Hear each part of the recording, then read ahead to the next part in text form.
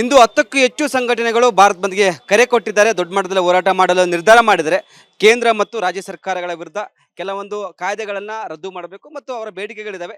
ಈ ಒಂದು ವಿಚಾರಕ್ಕೆ 10 ಸಂಘಟನೆಗಳ ಒಕ್ಕೂಟದ ಸಂಚಾಲಕ ಕೆ.ವಿ. ಭಟ್ ಇದ್ರೆ ಅವರನ್ನೇ ಮಾತಾಡಿಸ್ತೀನಿ. ಸರ್, ಭಾರತ್ ಬಂದ್ಗೆ ಕರೆ ಕೊಟ್ಟಿದ್ರೆ ಹೋರಾಟ ಯಾವ ರೀತಿ ಇರುತ್ತೆ ಮತ್ತು ಕೇಂದ್ರ ಸರ್ಕಾರಕ್ಕೆ ಮತ್ತು ರಾಜ್ಯ ಸರ್ಕಾರಕ್ಕೆ ಏನಂತ ಒತ್ತಾಯ ಮಾಡ್ತಾರೆ ಈ ಒಂದು ಪ್ರತಿಭಟನೆ ಮೂಲಕ ಅಂತ? ಸರ್, ಇವತ್ತು ದೇಶದಾದ್ಯಂತ ಒಂದು ಅಖಿಲ ಭಾರತ ಸಾರ್ವತ್ರಿಕ ಮುಷ್ಕರಕ್ಕೆ ಕೇಂದ್ರದ 11 ಕಾರ್ಮಿಕ ಸಂಘಟನೆಗಳು ಕರೆ ನೀಡಿವೆ. ಇದರ ಮುಖ್ಯ ಉದ್ದೇಶ ಅಂತ ಹೇಳಿದ್ರೆ, ನವೆಂಬರ್ 11ನೇ ತಾರೀಕು ನಮ್ಮ ಕೇಂದ್ರ ಸರ್ಕಾರ ಒಂದು 4 ಕಾರ್ಮಿಕ ಕೋಡ್ಗಳನ್ನು ಜಾರಿ ಮಾಡಿದ್ದಾರೆ. ಈ ಕಾರ್ಮಿಕ ಕೋಡ್ಗಳು ಸುಮಾರು 5 ವರ್ಷಗಳಿಂದ ನೆನೆಗುದಿಗೆ ಬಿದ್ದಿತ್ತು. ಕೊರೋನಾ ಸಂದರ್ಭದಲ್ಲೇ ಕೇಂದ್ರ ಸರ್ಕಾರದವರು ತಗೊಂಡ್ಬಂದಿದ್ರು. ಆದರೆ ಅದನ್ನು ವಿರೋಧಿಸ್ಬಿಟ್ಟು ನಾವು ಅಖಿಲ ಭಾರತ ಮುಷ್ಕರಗಳನ್ನ 4-5 ವರ್ಷಗಳಿಂದ ಮಾಡ್ಕೊಂಡ್ ಬಂದಿದ್ವಿ. ಹಾಗಾಗಿ ಕೇಂದ್ರ ಸರ್ಕಾರ ಇದನ್ನ ಹಿಂದಿಟ್ಟಿತ್ತು. ಕೊನೆಗೆ ಅದನ್ನ ಪಾರ್ಲಿಮೆಂಟರಿ ಸಬ್ ಕಮಿಟಿಗೂ ಸಹ ವಹಿಸಿದ್ರು. ಆದರೆ ನವೆಂಬರ್ 21ನೇ ತಾರೀಕು ಏಕಾಏಕಿಯಾಗಿ ಈ 4 ಕಾರ್ಮಿಕ ಕೋಡ್ಗಳನ್ನು ಜಾರಿ ಮಾಡಿದ್ದಾರೆ. ಇದು ಕಾರ್ಮಿಕ ಸಮುದಾಯಕ್ಕೆ ದೇಶದಾದ್ಯಂತ ಒಂದು ಮರಣ ಶಾಸನವಾಗಿ ಬಂದಿದೆ. ಏನೊಂದು ನಾವು ಕಷ್ಟಾರ್ಜಿತ ಗಳಿಸಿಕೊಂಡಿರ್ತಕ್ಕಂಥ ಎಲ್ಲ ಕಾನೂನುಗಳ ಹಿಂದೆ ಏನಿತ್ತು, 29 ಕಾನೂನುಗಳನ್ನ ಸಾರಾಸಗಟಾಗಿ ತಿರಸ್ಕರಿಸ್ಬಿಟ್ಟು 4 ಕೋಡ್ಗಳನ್ನ ತಂದಿದ್ದಾರೆ. ಇದರ ಒಂದು ಎಫೆಕ್ಟ್ ಅನ್ನ ಹಿಮ್ಮೆಟ್ಟಿಸ್ಬೇಕಂತ ಹೇಳಿ ಇವತ್ತು ಅಖಿಲ ಭಾರತ ಮುಷ್ಕರ ನಡೀತಾ ಇರೋದು. ಕರ್ನಾಟಕದಲ್ಲೂ ಸಹ ದೊಡ್ಡ ಮಟ್ಟದಲ್ಲಿ ಈ ಒಂದು ಮುಷ್ಕರ ನಡೀತಾ ಇದೆ ಇವತ್ತು. ಸರ್, ಯಾರೆಲ್ಲ ಕರ್ನಾಟಕದಲ್ಲಿ ಸಂಘಟನೆಗಳು ಬೆಂಬಲ ಕೊಟ್ಟಿದ್ದಾವೆ? ಈಗ ಆಟೋ ಓಡಾಡ್ತಿದ್ದಾವೆ, ಖಾಸಗಿ ಬಸ್ಗಳು ಓಡಾಡ್ತಿದ್ದಾವೆ, BMTC ಬಸ್ಗಳು ಓಡಾಡ್ತಿದ್ದಾವೆ. ಯಾವೆಲ್ಲ ಸಂಘಟನೆಗಳು ಬೆಂಬಲ ಕೊಟ್ಟಿದ್ದಾವೆ ಅಂತ? ಸರ್, ಬೆಂಗಳೂರು ಮತ್ತು ಕರ್ನಾಟಕಕ್ಕೆ ಸಂಬಂಧಿಸಿದಂತೆ ಕರ್ನಾಟಕದಲ್ಲಿ ಕೈಗಾರಿಕಾ ಮುಷ್ಕರ ಅತ್ಯಂತ ಯಶಸ್ವಿಯಾಗಿ ನಡೀತಾ ಇದೆ. ಇಡೀ ರಾಜ್ಯದಾದ್ಯಂತ ತಾಲೂಕು ಜಿಲ್ಲಾ ಕೇಂದ್ರಗಳಲ್ಲಿ ಈಗಾಗಲೇ ಬೈಕ್ ರ್ಯಾಲಿಗಳು ನಡೆದಿದೆ. ಅದ್ರ ಜೊತೆಲೆ ಸಮಾವೇಶಗಳು ನಡೆದಿದೆ. ಈ ಒಂದು ಬೇಡಿಕೆಗಳೇನಿದೆ, ನರೇಗಾವನ್ನ ಮರುಸ್ಥಾಪನೆ ಮಾಡಬೇಕು, ಮತ್ತು ಅದೇ ಥರದಲ್ಲಿ ಶಾಂತಿ ಕಾಯ್ದೆಯನ್ನು ತಗೊಂಡ್ಬಂದಿದ್ದಾರೆ, ಅದನ್ನು ವಾಪಸ್ ತಗೋಬೇಕು, ಮತ್ತೆ ವಿದ್ಯುತ್ ಶಕ್ತಿ ಕಾಯ್ದೆ ತಿದ್ದುಪಡಿಯನ್ನ ವಾಪಸ್ ತಗೋಬೇಕು ಅಂತ ಈಗಾಗಲೇ ಅನೇಕ ಕಡೆಗಳಲ್ಲಿ ಪ್ರಚಾರಗಳು ನಡೆದಿದೆ.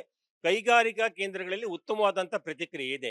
ಬಿಸಿ ಊಟ ನೌಕರರು ಇರ್ಬೋದು, ಅಂಗನವಾಡಿಯವರು ಇರ್ಬೋದು, ಆಶಾ ಕಾರ್ಯಕರ್ತೆಯರು ಸಹ ತಮ್ಮನ್ನ ಒಂದು ಸರ್ಕಾರಿ ನೌಕರಂತ ಗುರುತಿಸಬೇಕು ಅನ್ನೋ ಒಂದು ಬೇಡಿಕೆ ಇಟ್ಕೊಂಡು ಅವರು ಸಹ ಇವತ್ತಿನ ದಿವಸ ಈ ಪ್ರತಿಭಟನೆಯಲ್ಲಿ ಭಾಗವಹಿಸ್ತಾ ಎಷ್ಟು ಇದ್ದಾರೆ. ಜನ ಭಾಗಿಯಾಗ್ತಾರೆ? ಮತ್ತೊಂದು ಕಡೆ ಆ ಟೌನ್ ಅಲ್ಲಿ ಪರ್ಮಿಷನ್ ಇಲ್ಲ, ಪೊಲೀಸರ ಪರ್ಮಿಷನ್ ಕೊಟ್ಟಿಲ್ಲ. ನಿಮ್ಮ ಹೋರಾಟ ಸರ್ ಯಾವ ರೀತಿ ಇರುತ್ತೆ? ರ್ಯಾಲಿ ಯಾವ ರೀತಿ ಇರುತ್ತೆ? ಸರ್, ಟೌನ್ ಹಾಲ್ ಬಗ್ಗೆ ತಮ್ಗೆಲ್ಲ ಗೊತ್ತೇ ಇದೆ. ಇವತ್ತು ಬೆಂಗಳೂರಿನಲ್ಲಿ ಪ್ರತಿಭಟನೆ ಮಾಡಬೇಕಂದ್ರೆ ಫ್ರೀಡಂ ಪಾರ್ಕ್ ಬಿಟ್ಟು ಎಲ್ಲೂ ಮಾಡೋಕ್ಕಾಗಲ್ಲ. ದೇವನಹಳ್ಳಿನಲ್ಲಿ ಚನ್ನರಾಯಪಟ್ಟಣದ ರೈತರು ಪ್ರತಿಭಟನೆ ಮಾಡಬೇಕು ಅಂತ ಹೇಳಿದ್ರೆ ಫ್ರೀಡಂ ಪಾರ್ಕಿಗೆ ಹೋಗಿ ಅಂತ ಹೇಳ್ತಾರೆ. ಸೊ ಹಾಗಾಗಿ ಈ ತರದ ಒಂದು ಪರಿಸ್ಥಿತಿ ಇರೋದ್ರಿಂದ ಮತ್ತೆ ರಾಜ್ಯ ಮತ್ತು ಕೇಂದ್ರ ಸರ್ಕಾರಕ್ಕೆ ಒಂದು ಸ್ಪಷ್ಟವಾದಂತಹ ಒಂದು ಸಂದೇಶವನ್ನು ನಮ್ಮ ಕಾರ್ಮಿಕ ಸಮುದಾಯದ ಪರವಾಗಿ ನಾವು ಕೊಡಬೇಕಾಗಿದೆ. ಹಾಗಾಗಿ ಒಂದು ಕಾನೂನು ಉಲ್ಲಂಘನೆಯ ಒಂದು ಹೋರಾಟವನ್ನು ಇವತ್ತು ಕೈಗೆತ್ತಿಕೊಳ್ಳೋಣ ಅಂತ ಹೇಳಿ ನಾವು ಟೌನ್ ಹಾಲ್ ಮುಂದ್ಗಡೆ ಪ್ರತಿಭಟನೆಯನ್ನ ಮಾಡ್ತಾ ಇದ್ದೀವಿ.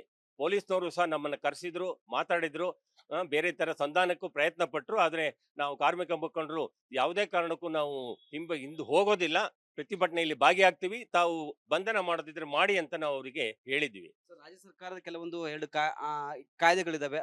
ಅವು ಸಹ ಇಲ್ಲಿ ಸ್ಥಾಪನೆ ಮಾಡ್ಬೇಕಂತ ಒತ್ತಾಯ ಮಾಡ್ತಾರೆ, ಇನ್ನು ರದ್ದು ಮಾಡ್ಬೇಕಂತ ಒತ್ತಾಯ ಮಾಡ್ತಾರಂತ? ಸರ್, ಈ ಒಂದು ಕೇಂದ್ರದ ಈ ಕೋಡ್ಗಳೇನಿದೆ, 4 ಕೋಡ್ಗಳ ಬಗ್ಗೆ ರಾಜ್ಯ ಸರ್ಕಾರದವರು ಈಗಾಗಲೇ ಒಂದು ಗಜೆಟ್ ನೋಟಿಫಿಕೇಶನ್ ಮಾಡಿಬಿಟ್ಟು ಕಾನೂನುಗಳನ್ನು ರೂಪಿಸಿದ್ದಾರೆ. ಅದಕ್ಕೆ ಒಂದು ಅಬ್ಜೆಕ್ಷನ್ಸ್ ಅಂತ ಹೇಳಿ ಕರೆದಿದ್ದಾರೆ. ಅದು ಬರೋ ತಿಂಗಳು 15ನೇ ತಾರೀಕಿಗೆ ಪೂರ್ಣಗೊಳ್ಳುತ್ತೆ. ಸೊ ನಾವು ನಮ್ಮ ರಾಜ್ಯದ ಮಾನ್ಯ ಸಂತೋಷ್ ಲಾಡ್ ಅವರನ್ನ, ಕಾರ್ಮಿಕ ಮಂತ್ರಿಗಳನ್ನ ಭೇಟಿಯಾಗ್ಬಿಟ್ಟು ಇದ್ರ ಬಗ್ಗೆ ಚರ್ಚೆ ಮಾಡಿದ್ವಿ. ನಿನ್ನೆ ಅವರು ವಿಕಾಸಸೌಧದಲ್ಲಿ ಮೀಟಿಂಗ್ ಕರೆದು ನಮ್ಮೆಲ್ಲರನ್ನು ತೊಡಗಿಸ್ಕೊಳ್ತೀವಿ ಅಂತ ಹೇಳಿ ಮತ್ತೊಂದು 4 ಸಮಿತಿಗಳನ್ನ ನಮ್ಮೆಲ್ಲ ಕಾರ್ಮಿಕ ಮುಖಂಡರನ್ನ ಒಳಗೊಂಡಂತೆ ಮಾಡಿದ್ದಾರೆ. ಅದು ಬರೋ ದಿನಗಳಲ್ಲಿ ಅದು ಸಭೆಗಳನ್ನ ಮಾಡ್ತೀವಿ. ಅಲ್ಲಿ ನಿಮ್ಮ ಅಹವಾಲುಗಳೇನಿದೆ ಅದನ್ನು ಪರಿಗಣಿಸಿ ನಾವು ಸರ್ಕಾರಕ್ಕೆ ಸಲ್ಲಿಸ್ತೀವಿ. ಮುಖ್ಯಮಂತ್ರಿ ಅವರ ಜೊತೆನಲ್ಲೂ ಸಹ ತಮ್ಮನ್ನ ಕರ್ಕೊಂಡು ಹೋಗ್ತೀವಿ ಅಂತ ಹೇಳಿದ್ದಾರೆ.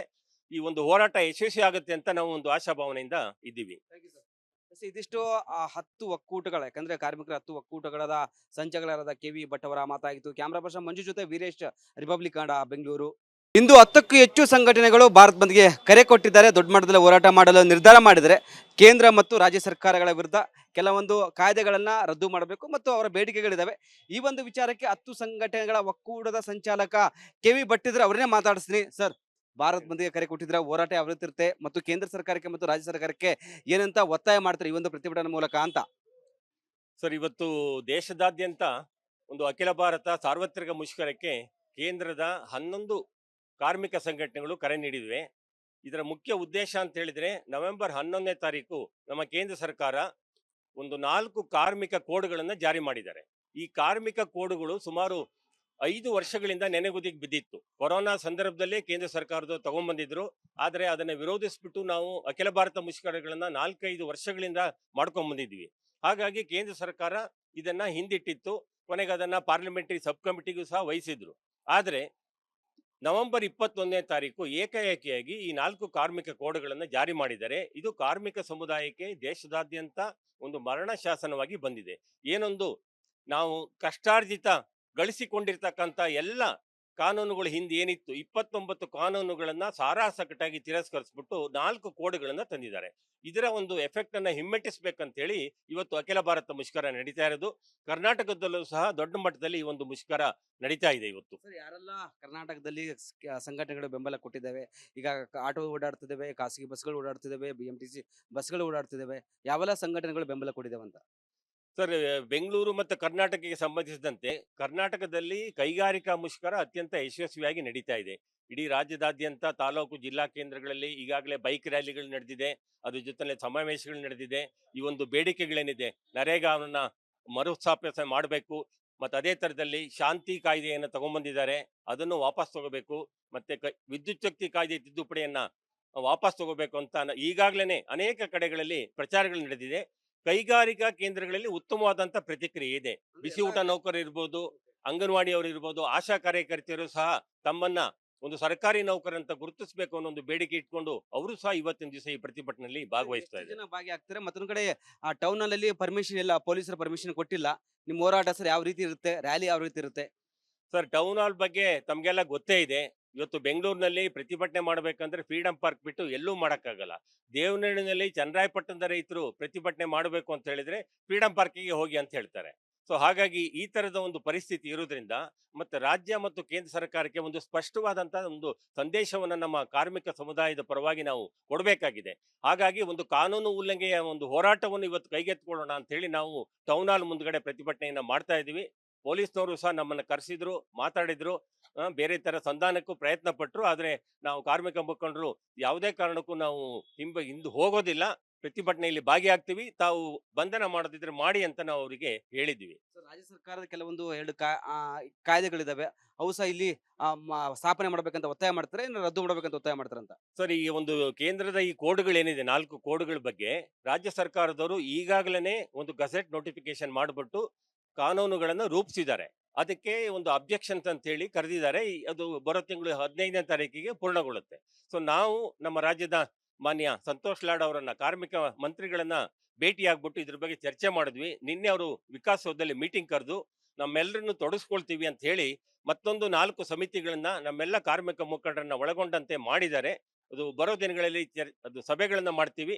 ಅಲ್ಲಿ ನಿಮ್ಮ ಅಹವಾಲುಗಳೇನಿದೆ ಅದನ್ನು ಪರಿಗಣಿಸಿ ನಾವು ಸರ್ಕಾರಕ್ಕೆ ಸಲ್ಲಿಸ್ತೀವಿ.